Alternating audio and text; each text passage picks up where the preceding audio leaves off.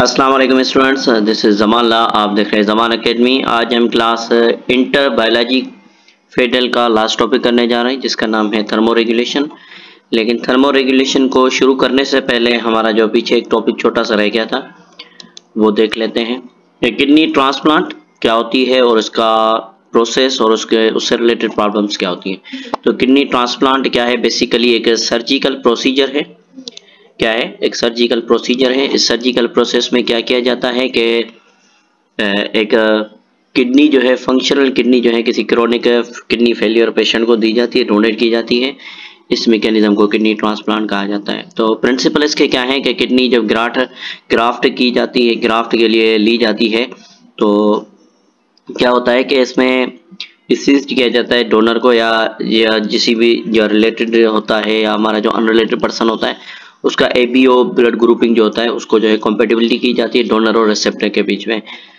ये यूजुअली हमारे पास सिलेक्ट क्या करती है डोनर की किडनी को on the basis of leucocyte antigen जो होती है हमारे पास HLA, जो मैचिंग होती है और ये इम्प्रूव करती है ग्राफ्ट सर्वाइवल के लिए।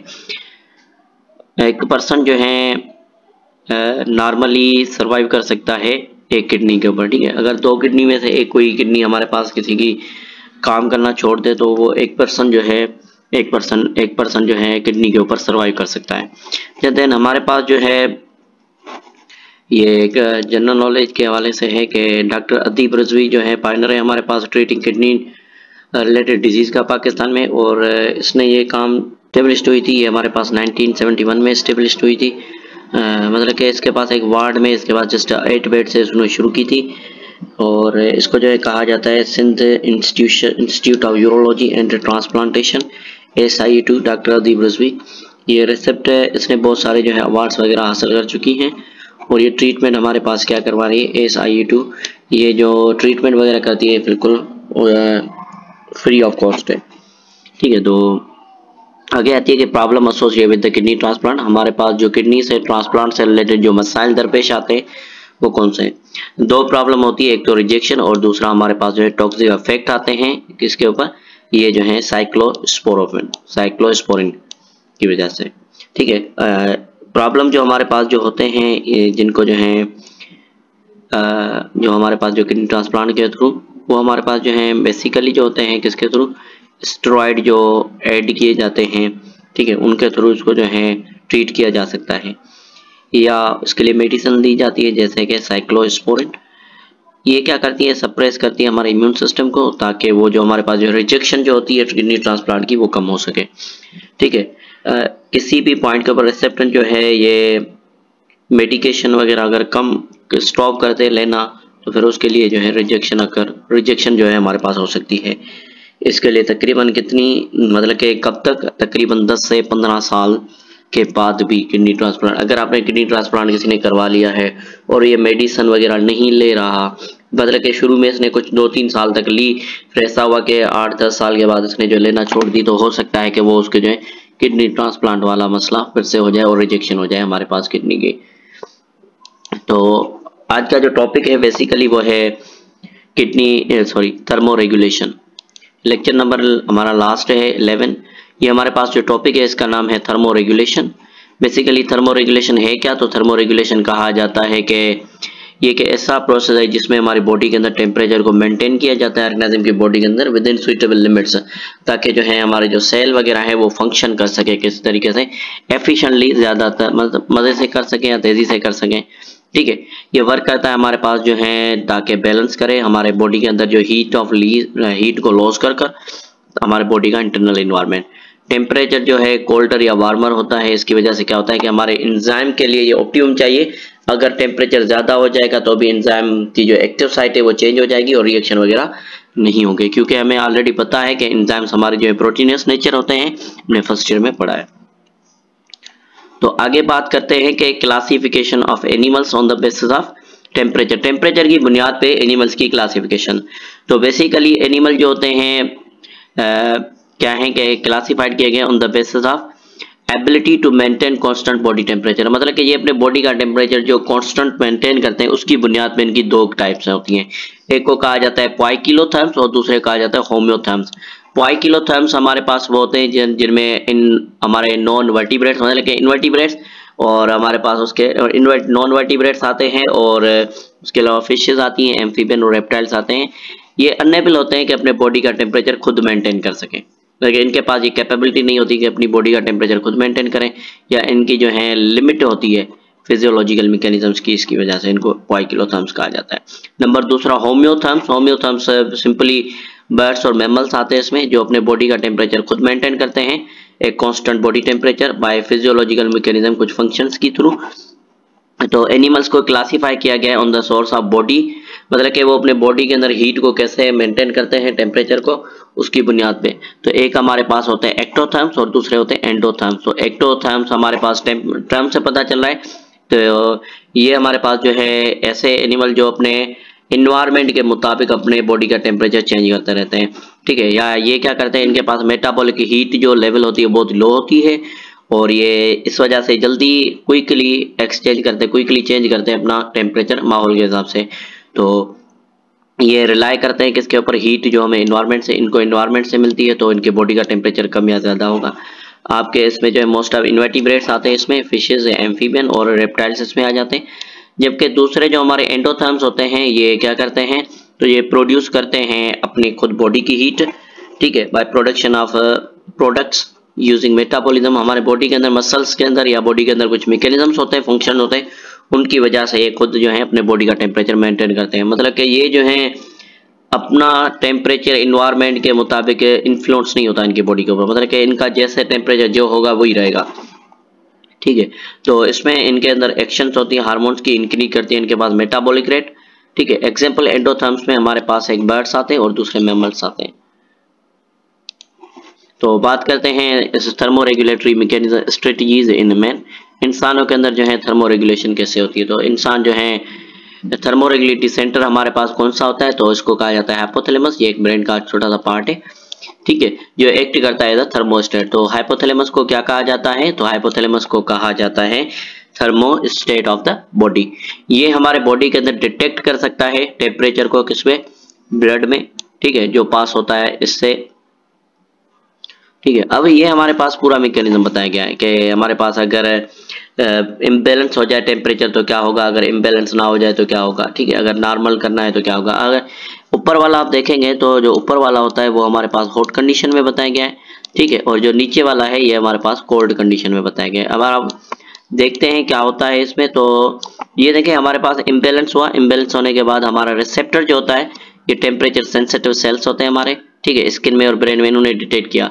डिटेक्ट करने के बाद ये इन्फॉर्मेशन हमारी सेंड कर दी गई अफेरेंट पाथवे से, किसकी तरफ, कंट्रोल सेंटर की तरफ। अफेरेंट पाथवे वो होता है जो रिसेप्टर से कंट्रोल सेंटर की तरफ मैसेज को लेकर जाए, ठीक है, जिस पाथवे से जाता है। अफेरेंट पाथवे कहा गया थर्मोरेगुलेटरी सेंटर के पास हमारे पास ब्रेन में, जिसको हम हाइपोथैलेमस कहते हैं। हाइपोथैलेमस ने अपनी इंफॉर्मेशन वापसी दी, ठीक है, किसको दी, ये देगा इफेक्टर को। इफेक्टर कौन से होते हैं, जो बॉडी के ऊपर कोई ना कोई रिस्पॉन्स लेकर आएंगे, ठीक है। अब ये इफेक्टर हमारे पास जो है, ये जो मेथड, ये जो पाथवे जिसके थ्रू आ रहा है, इसको क्या कहा जाता है, इफेरेंट पाथवे। अब अफेरेंट और इफेरेंट, अब ये इफेक्टर हमारे पास इधर क्या है, इफेक्टर हमारे पास है इधर sweet gland. Sweet gland activate होगा, ये इवापोरेशन करेगा स्वीट की, ठीक है, और हमारे बॉडी का जो टेम्परेचर जो बढ़ता है वो कम होगा। अब हम पहले पढ़ कर आए कि हमारा जो वाटर है फर्स्ट ईयर में, वो हमारे पास जो है थर्मोरेगुलेटरी, थर्मोस्टेट के तौर पे थर्मल चेंज जो आती है उसको मेंटेन करने में हेल्प करता है। जितना पानी हमारे बॉडी में से स्वीट की फॉर्म में रिलीज होगा तो हीट ज्यादा रिलीज होगी, इस हीट रिलीज होने की वजह से हमारे बॉडी का टेम्परेचर बैक टू बैलेंस आ जाएगा, ठीक है। ये था हमारे पास वार्म कंडीशन में। अब हम बात करते हैं इम्बैलेंस हमारे पास हो रहा है कोल्ड कंडीशन में। देखें इम्बैलेंस कोल्ड कंडीशन में हुआ तो रिसेप्टर अगेन किसके पास के, अफेरेंट पाथवे के पास, किसके पास गए, कंट्रोल सेंटर के बाद। अब कंट्रोल सेंटर ने क्या किया, उसको रीड किया, रीड करने के बाद इसने मैसेज इफेरेंट पाथवे के थ्रू भेजा इफेक्टर के पास। अब इधर इफेक्टर हमारे पास क्या है, इफेक्टर हमारे पास इधर है मसल्स। अब मसल्स क्या करेंगे, स्केटर, तो स्केटर मसल्स हमारे पास शिवरिंग करेंगे। आपने अक्सर नोट किया होगा कि सर्दियों में जब हमें सर्दी महसूस होती है तो अचानक से हमारे जो मसल्स वगैरह होते हैं हमें कपकपाहट होना शुरू हो जाती है, हमें शिवरिंग होना शुरू हो जाती है। उस शिवरिंग की वजह से होता क्या है, जब फ्रिक्शन होता है तो हीट जनरेट होती है, और हीट जनरेट होने की वजह से हमारे बॉडी का टेम्परेचर वापसी क्या हो जाता है, नॉर्मल हो जाता है। तो ये हमारे पास दोनों कंडीशन हैं गर्मियों में और सर्दियों में। अब नेक्स्ट हमारे पास जो है टेम्परेचर जैसे इंक्रीज या डिक्रीज होता है तो हाइपोथैलेमस हमारा क्या करता है, इनिशिएट करता है रिस्पॉन्स, जैसे कि स्वीटिंग हो गई या शिवरिंग हो गई। ठीक है, जब हम पर्टिकुलर वार्म या कोल्ड इन्वायरमेंट में होते हैं, टेम्परेचर हमारे पास टेम्परेचर के रिसेप्टर कहाँ पे लगे होते हैं, स्किन में, जो इन्फॉर्म करते हैं किसको, ऑलरेडी बता के आए कि हाइपोथैलेमस में, हाइपोथैलेमस के पास, किसके पास, तो हाइपोथैलेमस के पास जैसे रिस्पॉन्स आएगा तो ये क्या करेंगे, स्टिमुलेट करेंगे। ठीक है, और वॉलंटरी सेंटर जो हमारे पास है ब्रेन का, ये हमें क्या फील कराएगा कि चेंजिंग आई है, क्लोथिंग या टर्निंग। अगर मतलब कि हमें गर्मी लग रही है तो हमें क्या करना चाहिए, अगर सर्दी लग रही है तो क्या करना है, ये सारे हमारे पास बिहेवियरल रिस्पॉन्स में आते हैं। हम क्या करते हैं कि गर्मियों में हम मतलब कि बारीक कपड़े पहनते हैं, और जब सर्दी आती है तो हम स्वेटर वगैरह पहनना शुरू कर देते हैं। ये क्या, ये हमारे पास जो है बिहेवियरल चेंजिंग होती है। या हम क्या करते हैं, जहाँ पे बहुत ज़्यादा गर्मी होती है वहाँ से ठंडे इलाकों में जाना शुरू करते हैं। जैसे अभी जून जुलाई चल रहा है तो अभी गर्मियाँ बहुत है, तो अक्सर लोग जो है मरी की साइड या कोयटा की साइड पे मूव करते हैं। ये क्या, ये हमारा बिहेवियर रिस्पॉन्स है। वहाँ पे एनवायरनमेंट की टेम्परेचर है कम है, इधर ज़्यादा है। अब जैसे ही गर्मी आती है तो लोग क्या करते हैं, जो कोयटा साइड वाले होते हैं वो हमारे पास सिंध की तरफ मूव करते हैं, क्योंकि इधर टेम्परेचर उसके मुकाबले में कम होता है। तो ये हमारे पास क्या है, ये हमारे पास बिहेवियरल चेंज आती है जो हम लेके आते हैं अपनी कंडीशन में, या हम गर्म कपड़े वगैरह पहनना शुरू कर देते हैं। नेक्स्ट है कि हाइपरथर्मिया। हाइपरथर्मिया कहा जाता है कि मतलब कि टेम्परेचर से रिलेटेड है ये। ठीक है, हमारे जो बॉडी का टेम्परेचर होता है वो क्या होता है, 37 डिग्री सेंटीग्रेड है। इसमें दो हमारे पास फिजियोलॉजिकल रिस्पॉन्सेज आती हैं हीट में, जब हमारा टेम्परेचर बढ़ता है उसकी बात चलिए। एक हमारे पास वेसोडाइलेशन है और दूसरा स्वीटिंग है। वेसोडाइलेशन क्या है, तो वेसोडाइलेशन सिंपली कहा जाता है कि हमारी जो ब्लड वेसल्स हैं, क्या है, ब्लड वेसल। अब देखें ये हमारे पास ब्लड वेसल नॉर्मल ऐसी होती है, ये इतनी बारीक है। ठीक है, अब जैसे ही गर्मियाँ आती हैं तो फिर क्या होगा, इनका डायमीटर इंक्रीज हो जाएगा। डायमीटर इंक्रीज होने की वजह से होगा क्या, ज्यादा ब्लड फ्लो करेगा। जब ज्यादा ब्लड फ्लो करेगा तो हीट ज्यादा रिलीज होगी हमारे बॉडी में से। तो ये वाला मैकेनिज्म हमारे पास वेसोडाइलेशन कहलाता है। क्या हो रहा है, एक्सपेंशन हो रही है हमारे पास किसकी, ब्लड वेसल, ब्लड कैपिलरीज की बीनीथ द एपिडर्मिस। तो क्या होगा, इधर मोर ज्यादा ब्लड फ्लो होगा ब्लड कैपिलरीज में स्किन के थ्रू। ठीक है, नेक्स्ट स्वीट ग्लैंड हमारा स्प्रेड होगा स्किन के ऊपर, तो वो क्या करेगा, एवापोरेशन करवाएगा हमारे पास है स्वीट की स्किन में से, जो कैरी करेगी ब्लड को और हमारे लिए प्रोड्यूस करेगी कूलिंग इफेक्ट बॉडी के ऊपर। ठीक है, अब नेक्स्ट जो हमारे पास आती है जिसको हम कहते हैं क्या, physiological response to cold condition. अब कोल्ड कंडीशन में हमारे पास क्या होता है कि हमारे पास कॉन्ट्रैक्शन होती है मसल्स की। ठीक है, और जिसको हम शिवरिंग कहते हैं। कॉन्ट्रैक्शन हमारे लिए प्रोड्यूस क्या करती है, हीट प्रोड्यूस करती है, हीट जो हमें हेल्प करती है बॉडी का टेम्परेचर राइज करने में। वैसा कंस्ट्रक्शन जो है ये रिड्यूस करती है हमारे ब्लड फ्लो को।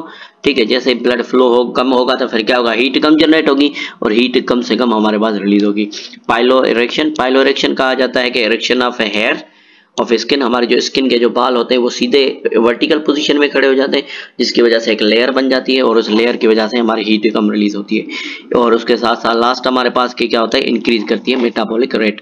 अच्छा, उसके साथ साथ हमारी स्किन में लगी होती है फैट। अच्छा, हम देखते हैं तो हमें पता चलता है कि देखें, लेट्स सपोज के ये हमारे पास है इसके। ठीक है, तो ये जो टॉप वाली जो लेयर है ये वाली, इसको हम कह रहे हैं एपिडर्मिस। ठीक है, और इसके बीच वाली जो लेयर होती है इसको हम कहते हैं डर्मिस। ठीक है, और जो लास्ट वाली होती है इसको हम कहते हैं हाइपोडर्मिस। ये एपिडर्मिस जो होती है ये केराटिनाइज्ड होती है, वाटर लॉस से बचाती है। बाकी हमारे जितने भी फंक्शन वगैरह होते हैं, मतलब कि जैसा कि हम कहते हैं कि हमारी जो ब्लड वेसल्स हैं वो सारी इसमें होती हैं। ठीक है, तो जैसे गर्मियाँ सर्दियाँ वगैरह आएंगी तो इसमें ब्लड फ्लो होगा। ठीक है, और हमारे जो मसल्स होते हैं, जैसे हमारे हेयर वगैरह राइज होने होते हैं।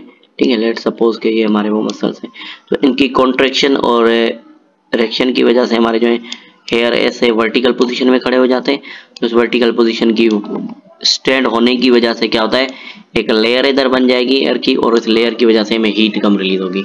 तो ये हमारे पास लास्ट ये हाइपोडर्मिस है। हाइपोडर्मिस में इधर फैट होती है, तो ये क्या करती है कि ये वर्क करती है एज इंसुलेटर के तौर पे। किसके तौर पे काम करती है, एज इंसुलेटर। इंसुलेटर क्या होता है, मतलब कि जो हीट को रिलीज होने नहीं देता हमारे बॉडी में से। ठीक है, तो इधर हमारा आज का लास्ट टॉपिक, फर्स्ट चैप्टर जो हमारा होम्योस्टेसिस चैप्टर है, इधर कंप्लीट होता है। तो इंशाल्लाह मिलते हैं नेक्स्ट टॉपिक में, तब तक के लिए अल्लाह हाफिज।